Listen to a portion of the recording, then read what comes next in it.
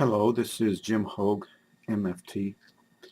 Second video on how to raise children today, taking into account that there are children that are acting out and defy authority. First, I'd like to thank people that watched the first video and responded. Topic in this video is compassionate mothers. And why are they easy to manipulate, especially by youth that act out and argue and sometimes curse their parents openly to their face? John Gray wrote his series of books, Men Are From Women, well, Men Are From Mars, Women Are From Venus. One of the principles that he shared in his series of books is how a woman tends to give from their first moment they get up in the morning to their last moment when they go to bed at night. To a woman, God made her a helpmate. And when God makes something, he does a good job. Good women, and there are many, many good mothers, tend to think immediately of others, not of themselves, and they give from their first breath in the morning to their last breath at night. Finally, after many days, suddenly when they turn a corner, turn into the kitchen or something, suddenly there's no more to give. We men misunderstand women when suddenly they have no more to give, and we husbands wonder immediately what's the problem, and we fail to realize just this principle. Women give from their first breath in the morning to their last breath at night.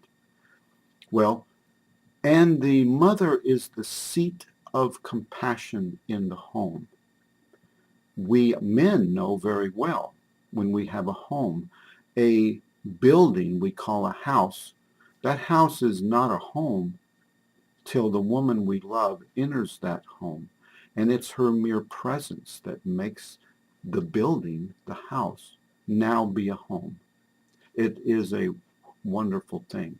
Now, as I've been working with acting out youth for many years, what we are seeing is the tendency of children, especially boys, but also daughters, to trample the compassion of a mother. And through trampling that compassion, provoke her to react in a way she would not otherwise, provoking the mother to say or do something she would not normally do. Then the child acts like a victim in a society that has now become a victim-based society with great power. Malicious great power through the act of victim. But when the child keeps disregarding his or her mother, arguing back, interrupting her sentences, name call, scream and yell, and defy her, that daughter or son is in fact trampling the mother's natural base compassion, which then will eventually provoke that mother to react with anger, coldness, yelling, which then a mother will immediately feel guilty. There's a book written by a Christian lady. It's called Motherhood, The Guilt That Keeps on Giving.